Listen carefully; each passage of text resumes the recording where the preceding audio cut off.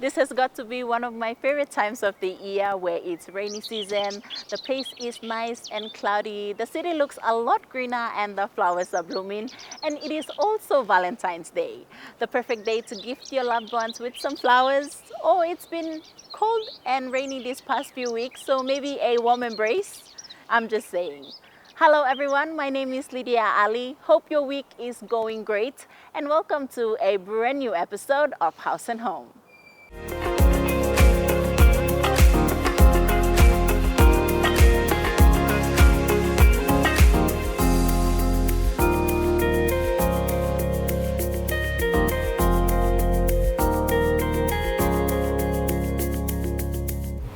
Coming up on the show, we have Cooking with Chef Julz, proudly brought to you by Trukai. And later on the show, we have gardening tips on how to maintain your garden during this rainy period. While I look for some more pretty flowers to add on to my collection, let's join Jordan Dangi in the studio for a brand new segment called Hatwok Man. Hey everybody, thank you for joining me on this new segment on Haus Home called Hatwok Man. I'm your host, Jordan Dangi. Now it's Valentine's Day and you'll definitely want to take your significant other out for dinner.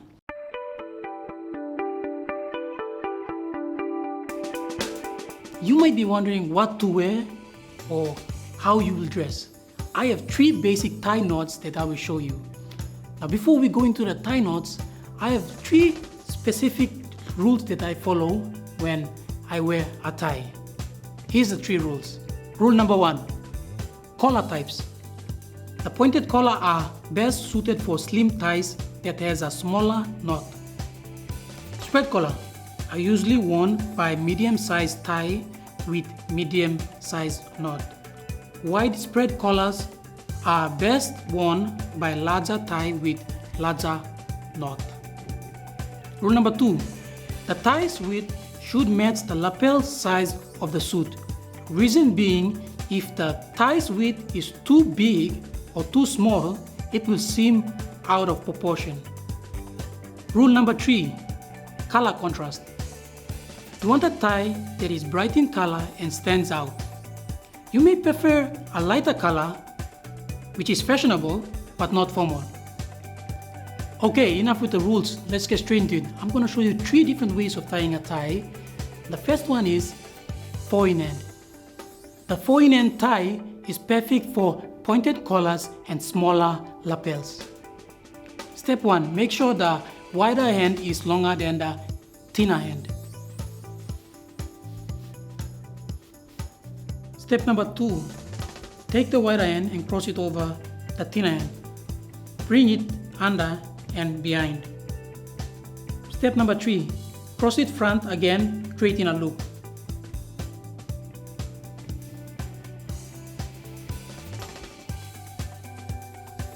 Step number 4, bring it through the neck opening. Step number 5, put it through the loop you just created.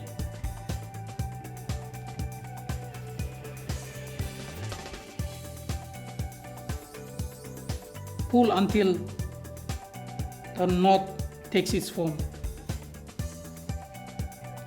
Then gently pull it up. Now ladies and gentlemen, that's how you tie a 4-in-hand tie. You'll know when you nailed it when the length of your tie touches the buckle of your belt. Now the second type of tie that I'm going to show you today is called half Windsor. Now this type of tie is best suited for spread collars. Step 1, make sure the wider end is longer than the thinner end. Step 2, take the wider end and cross it over the thinner end and bring it under and through the loop of the neck. Step number 3, go around the knot, cross it over, making a loop. Step number 4, through the neck loop again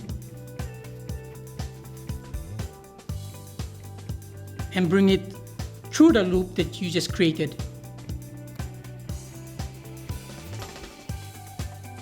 Pull until the knot is tightened.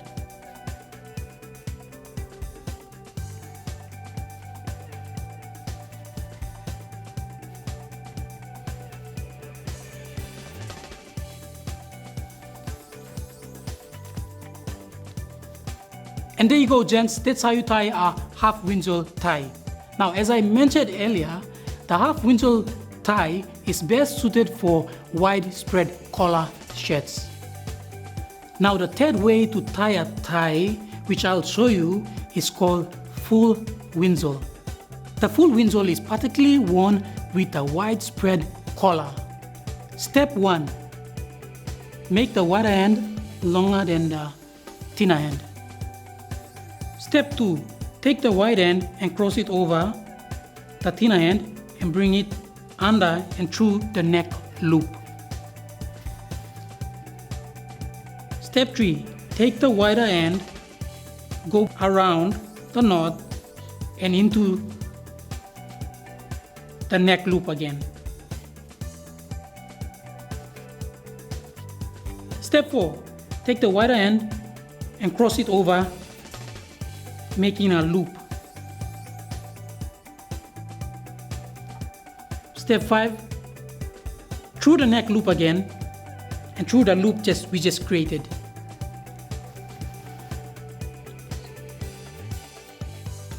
That's it, ladies and gentlemen. Thank you for joining me on this new segment, Hatwok Man. I'm your host, Jordan Dangi, and see you next time on Haus Home.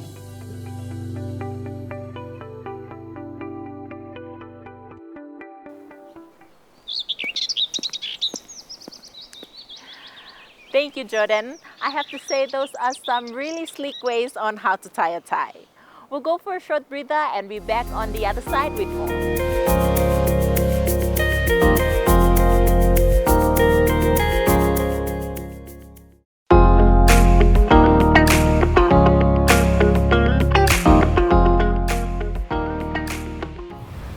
Welcome back to the show.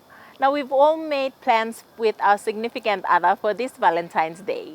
Whether you're spending your special day indoors or going out, it is mandatory to share a good meal together. Now, if you're one that's spending your special day indoors, coming up next is our cooking segment, proudly brought to you by Trukai. Cooking for us in the kitchen is Chef Julz. Let's see what he's preparing for us this Valentine's.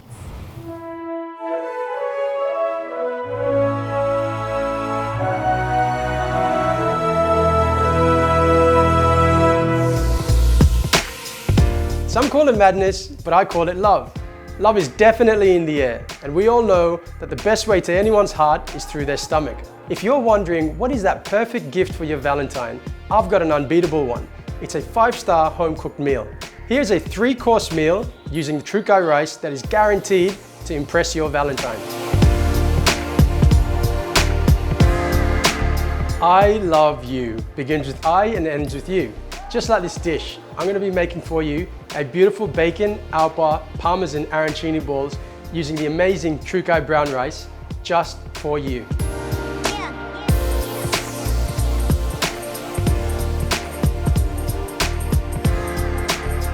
In a pot, add olive oil and begin by sauteing onions. Season with salt and pepper. Add garlic and bacon and saute off till bacon is cooked. Add brown rice and gradually add beef stock while stirring over low heat till the rice is cooked. This should take 20 to 25 minutes. Once rice is cooked, add butter and parmesan cheese and stir. Make sure to taste and add more cheese to your choice. Add alpa and stir till the rice is coated in cheese. Set aside to cool. Once cooled, scoop and roll into balls and coat with flour, egg wash and breadcrumbs. Add into hot oil and fry till golden brown. Appetizer served. There's so many fish in the sea, but the love story with this fish breaks barriers beyond the chemistry of 2 tectonic plates. This dish is a coconut jasmine rice, marinated beautiful fresh snapper, and then we're going to serve it with an awesome mango pineapple salsa.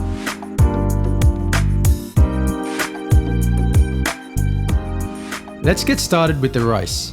Add washed rice into a pan and add your coconut milk. Allow to boil for 15 to 20 minutes. Make sure to check on it every now and then. Now we move on to our teriyaki fish. Make your marinade by mixing mustard, honey, teriyaki sauce and lemon juice. Season to taste and mix all together. Add diced fish into the marinade and coat thoroughly. Place into oven for 10 minutes tops. While that is baking, let's make our salsa. Cut some chilies and add it into a bowl, and add salt and pepper. Then add mango, pineapple, olive oil and vinegar to the bowl and mix together. Time to plate.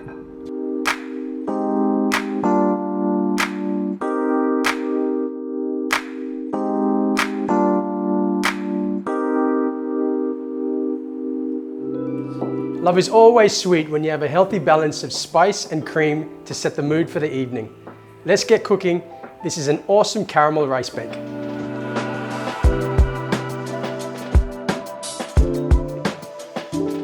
In a pot, add sugar and 1 tablespoon of water to dampen the sugar. Place on high heat and begin to caramelize. Once the sugar has caramelized, add 1 cup of milk to stop the caramel. Now add washed rice to the pot and begin to cook, making sure to stir continuously. Add vanilla extract, and if you have a few spices, feel free to add it into the pot at this stage. Add cream and butter. Make sure to continue stirring. Remember, we are looking for a wet risotto consistency. Once cooked, place the rice pudding into ramekins and add a tablespoon of cream to the mix, like so. Place into an oven at approximately 160 degrees till you see a golden surface. This can be served hot or cold with vanilla ice cream. There you go guys, a beautiful romantic dinner for two. I hope you guys are truly inspired and are cooking up a storm in your kitchen. That's a wrap from the Trukai Valentine's Day Special Edition. See you soon.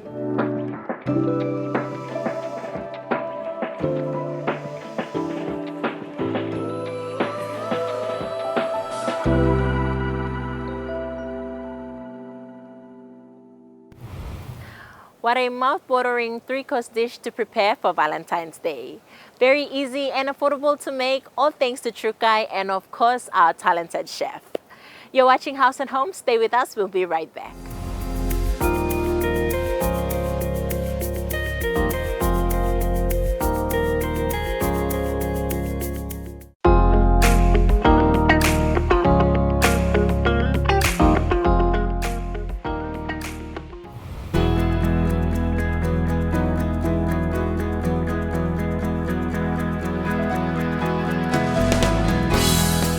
Now it's the time of the year again where we experience excessive rain. Due to the heat in the city, I have learned not to take this cold weather for granted. But for those that have done some gardening in the beginning of the year, the past few weeks of rain has not helped at all. But not to worry, our good friends from the Portmos Miniature Park are going to give us some tips on how to maintain your garden during this rainy period.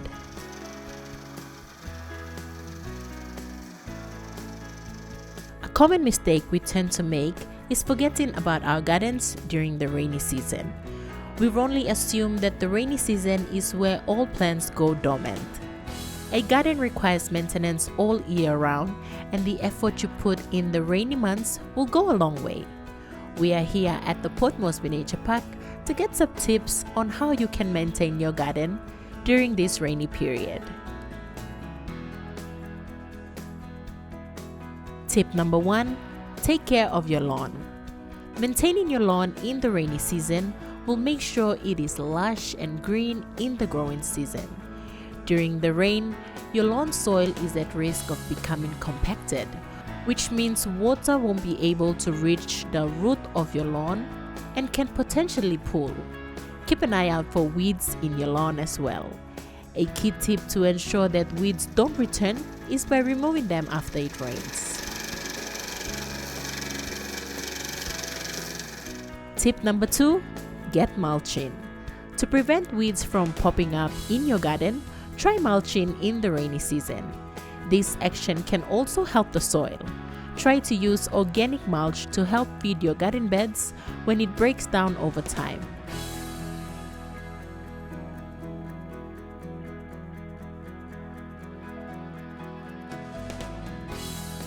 keep an eye out for snails and slugs, which often pop up in the wet weather. Tip number 3. Prune shrubs and trees. Rainy season is the ideal time to prune many trees and shrubs. Try to avoid pruning flowers that bloom late. Your best bet is to research a plant before pruning it to avoid causing more harm than good. Tip number 4. Plant new plants. Planting new plants will mean that your garden will not go underwater.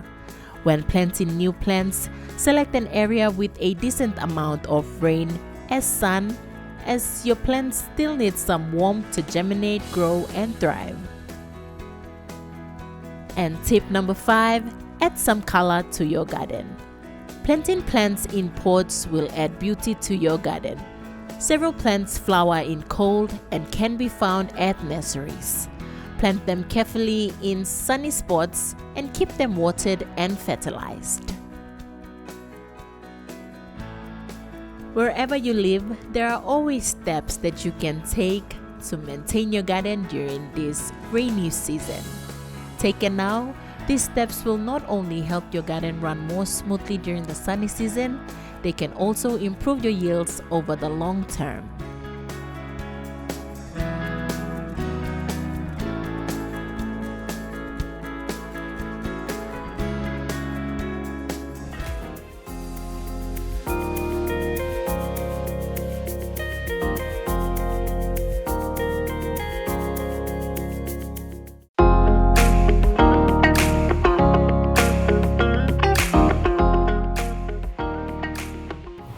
Welcome back to the show. Now, before we wrap things up, we head on over to RSPCA for our pet adoption for the month. Hello, my name is David Thompson. I'm the General Manager of the RSPCA here in Papua New Guinea. The RSPCA has been a non-profit charity registered since 1976, and we are predominantly self-funding, so we rely on our clinic and kind donations that we get around. The RSPCA veterinary clinic that we actually run here has actually only been in existence and operating since 1995. Before that, they didn't have a clinic. We employ 37 people in total, so a small organisation over 2 sites. The site here in Kunai Street, which is where our clinic is, then also the NCDC pound over in Gordons. The society is actually governed by a committee of 9 people, and there are 3 trustees, with the patron being the Governor General of Papua New Guinea. The purpose of the RSPCA PNG is to prevent cruelty of animals and actually promote their well-being and care and protection. To do this, the organisation operates and subsidises a veterinary clinic. We run animal shelters and adoption programs and facilities to care and treat for and protect animals. We also seek to get the message out there within the community through our education program, going to the schools. Last year alone we saw over 22,000 children with the different programs aimed at their age groups, that they would understand how to look after an animal, how to feed an animal, and their 5 basic needs. We also provide provincial visits around the country whenever we can, which is very much needed and something we really want to expand on. Also helping to get the message out that animal welfare is not just about Port Moresby, it's about the whole of Papua New Guinea. As I mentioned before, we run the NCDC dog collection and their pound in conjunction with them. And so we try and take ill or sick animals off the street, bring them back up to full health and find and rehome them within our shelter program. We also have fundraising events. We have a golf day coming up in April this year, which is always welcome to raise extra funds that we need. As I said, we are self-funding, and anything we can do to increase our funds, we will do the fundraising. Any profits this organisation do make are plowed immediately straight back into animal welfare, protection and veterinary care. We also have awareness activities. We have a paws walk every year and a dog show, which are later on in the year, probably around June and August, depending on the dates that we can set for those. And we also have a calendar out every year. So this year's calendar 2023 is currently out and on for sale for 25 kina. And again, all the proceeds from those go straight back into looking after animals. Hello everyone, my name is Raylene Bodu. I'm one of the citizens of RSPCA PNG. One of our jobs here is to identify stray cats and dogs or surrendered cats. and dogs. Stray means animals that do not have a home and they scattered around the city. And surrender means pet owners cannot afford to meet the needs of their pets, or they are traveling to other places that they cannot take their pets with them. Here today with me, I have Crystal, 3-month-old female puppy. Crystal is the mixed breed, which means she's undetermined breed. She's one of 3 siblings in a family. She is a joyful puppy, very playful. She jumps in excitement when meeting humans for the first time. Crystal is vaccinated, desexed, and has been fully treated for all harmful parasites. To all families out there who wish to adopt Crystal, please email us at marketing@rspca.org.pg or call us on 7198-2200. Or you can check us on our Facebook page or our Instagram page, RSPCA of PNG. Moving forward, we do want to increase our veterinary supply. We have a very small veterinary team here. We currently have 2 vets and 1 part-time and 7 vet nurses, but we've learned that this may not be enough to give as much service out there that we need in PNG and service Port Moresby and PNG at the same time. So we'll be looking to increase our veterinary staff numbers to make sure that we have enough to help these animals that need our care desperately. The vast majority of our clientele of bringing their patients are actually Papua New Guineans, and in my over 2 years that I've been here, I've seen a steady incline in the number of people that try and get help for their animals that desperately need it. So I feel the veterinary clinic is highly important to Papua New Guinea. We are the only veterinary clinic in Papua New Guinea. And that pretty much concludes this week's episode on House and Home. We hope you all enjoyed the lineup, picked up a few gardening tips, and also don't forget to try out one of the 3 recipes by Chef Julz using our favorite Trukai Rice. On behalf of the House and Home team and I, enjoy the rest of your week, and we'll see you all next week right here on House and Home.